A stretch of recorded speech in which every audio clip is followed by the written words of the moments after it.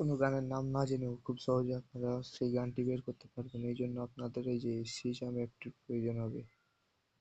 এই অ্যাপটি আপনার প্লে স্টোর থেকে ডাউনলোড করে নেবেন। সিম্পলি অ্যাপটি আপনারা ওপেন করবেন। এরপরে এখানে এই যে ইয়েসের উপর একটা ট্যাপ করে দেবেন। টিকটকে যাবেন।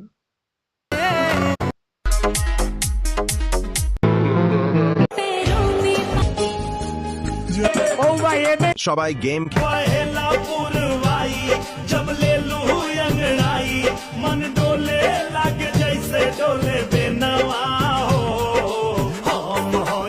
দেখুন, আমরা এই গানটি শুধু প্লে করলাম আর এখানে এই যে গানটি চলে এসছে। এই গানটি আপনারা এখান থেকে শেয়ার সঙ্গে হাত দিয়ে গানটি শেয়ার করতে পারবেন যে কোনো মাধ্যমে, দিয়ে খুব সহজে ডাউনলোড করে নিতে পারবেন।